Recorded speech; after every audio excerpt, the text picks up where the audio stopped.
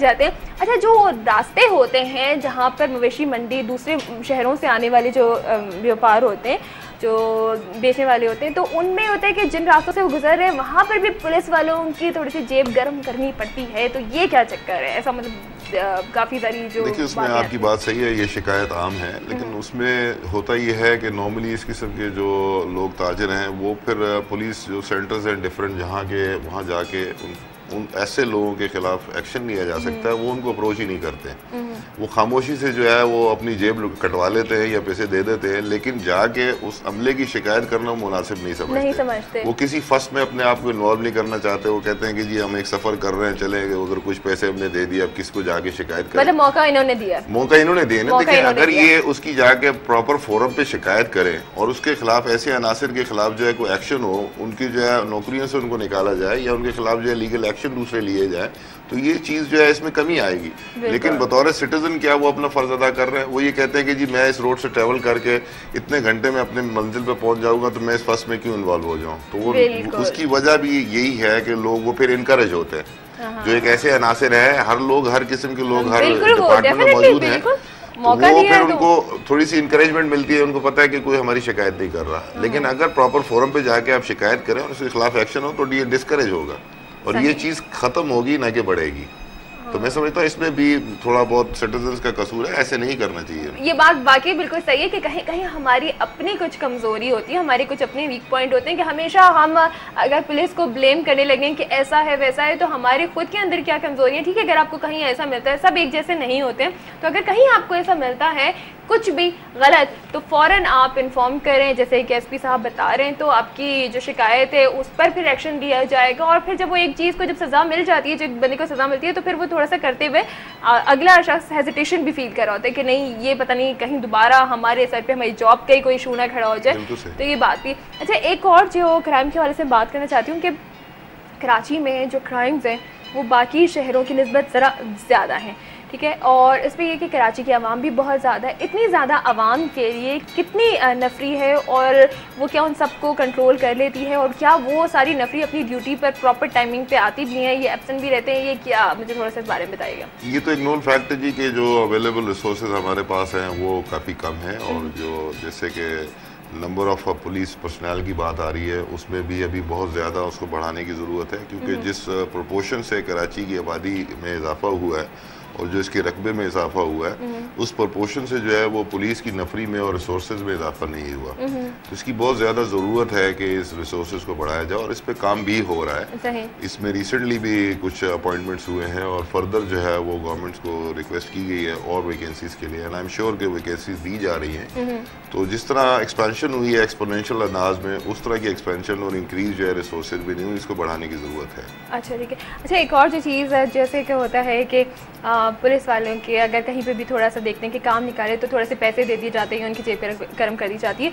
थोड़ा सा उनमें उन लोगों का, पुलिस वालों का कहना ये भी है कि हमारी जो तनख्वाहें हैं वो इतनी नहीं है, या हमारा जो मतलब घर का जो बर्डन है और जो एक्सपेंसेस है हमारे वो कुछ ज़्यादा है, तो जिसकी वजह से उन्हें ये स्टेप उठाना पड़ता है। तो कुछ ऐसी सिचुएशन भी है कि उनके काम के मुताबिक उनको ये सारी चीज़ें नहीं मिलती और फैसिलिटीज़ नहीं प्रोवाइड की गई हैं। अनफॉर्चुनेटली मैं ये बात करूँगा कि हम शॉर्टकट्स में बिलीव करना शुरू हो गए एज अ नेशन। हम हर चीज़ में चाहते हैं कि शॉर्टकट हो। अगर आपके पास लाइसेंस नहीं है, बतौर सिटीजन जब आप मूव कर रहे हैं, तो you should carry a license, you should carry the book of your vehicle also. आप क्यों नहीं लेके जा रहे? अब वो जब आता है और वो उसको रोकता है कानूनी तौर पे और उससे ये चीज़ पूछता है, डिमांड करता है, तो उनके पास अवेलेबल नहीं होती। तो इंस्टेड कि वो लीगल तरीका इख्तियार करे, वो एक शॉर्टकट इस्तेमाल करता है कि उसको पैसे देने की कोशिश करता है। तो अल्टीमेटली फिर यही होता है जो आप देख रहे हैं। तो इसको इनकरेज करने में मैं समझता हूँ ये ब्राइब जो लोग ले रहे हैं उसको इनकरेज करने में सिटीजन का भी बहुत बड़ा हाथ है। न दीजिए, आप अपना चालान करवा लीजिए, वो जो पैसे जो डिपॉजिट होंगे that will go in the revenue of the government को वो जमा हो रहे होंगे, और आपकी जो चीज़ है आपको रिटर्न हो जाएगी। इंस्टेड ऑफ दैट कि जी इतने फर्स्ट पे वो जाए, वो कोशिश ये करता है कि उसको पे ऑफ करके जो है ये मतलब मैं जो घर चला जाऊँ। तो वो पे करके वो कितना पे करते हैं, उसके 50% नहीं कह रहा, मैं एक जनरल बात कर रहा हूँ, जैसे आप ट्रैफिक के हवाले से बात करते हैं, दूसरे बैंक में वो चालान आप कह रहे हैं ना कि चालान ना भरवाने की सूरत में वो उस बंदे को दे देते हैं। देखिए ना, आप कहते हैं कि मेरा टाइम जो है वो बच जाए, और मुझे बजाय ये है कि इस हैसल में मैं जाऊँ और ये सारी एक्सरसाइज से मैं गुजरूँ। गलती तो उसने की हुई है, ही नोज दैट। अगर उसने गलती नहीं की हो तो वो उसके पास ये वो जाए भी ना, या उसको पे ऑफ करने की कोशिश ना करे। लेकिन बजाय ये है कि ठीक है आप चालान ले लीजिए, जाइए उसको पे कीजिए, जो एक सिस्टम है, जो प्रॉपर सिस्टम है उसके हिसाब से चलिए आप। उसमें आप वही वाली बात आती है कि बजाय ये है कि सिस्टम का हिस्सा रहने के आप उसको पे ऑफ करने की कोशिश करते हैं, और फिर हर किस्म के लोग हर जगह मौजूद है, और वही हम मौका दे देते हैं। फिर वही बात आ गई, फिर हम मौका देते हैं। वो एक कॉलर भी हमारे साथ। अस्सलाम वालेकुम। जी वालेकुम सलाम जी, अपना नाम बताइए। जी, मैं सुहेल बात कर रहा हूँ गुलस्तान से। मेरा सवाल था कि क्या जो इस वक्त ईद बिल्कुल करीब आ रही है और इसके साथ साथ मंडी में हम लोग जाते हैं जब, तो वो वहाँ पे काफ़ी रश होती है, पर यहाँ पे जो पुलिस वाले खड़े होते हैं वो आने जाने वाली गाड़ियों को बहुत तंग करते हैं। तो इसमें कुछ आपने काम किया है कि उनको कोई कंट्रोल कर सके हम? अच्छा चलिए ठीक है सुहेल साहब, आपका सवाल पहुँच चुका है एसपी साहब तक, तो जवाब भी हम लेते हैं। जी, इसमें देखें जी, बात यह है कि उनकी सिक्योरिटी के लिए हम जो भी वहाँ पे आ रहे हैं सिटीजन, हमारी कोशिश है कि उन गाड़ियों को चेक किया जाए कि खुदा न खास्ता है कोई वहाँ प्रॉब्लम नहीं हो जाए, या कोई ऐसा कोई एक्ट कमिट ना हो जाए जिससे लोगों को नुकसान हो। लेकिन जैसे फिर मैंने कहा कि अगर ऐसी कोई शिकायत है तो हमारा बाकायदा एक कंप्लेंट सेल वहाँ मौजूद है, और राउंड द क्लॉक हमारे ड्यूटी ऑफिसर्स मौजूद हैं। अगर ऐसा किसी के साथ कोई वाकया होता है तो वो उनको अप्रोच करें, और इंशाल्लाह डिपार्टमेंटल एक्शन के साथ साथ लीगल एक्शन भी लिया जाएगा। लेकिन बात फिर वो ये आती है कि उनके साथ ज्यादती हो गई, लेकिन उन्होंने रिपोर्ट करना मुनासिब नहीं समझा।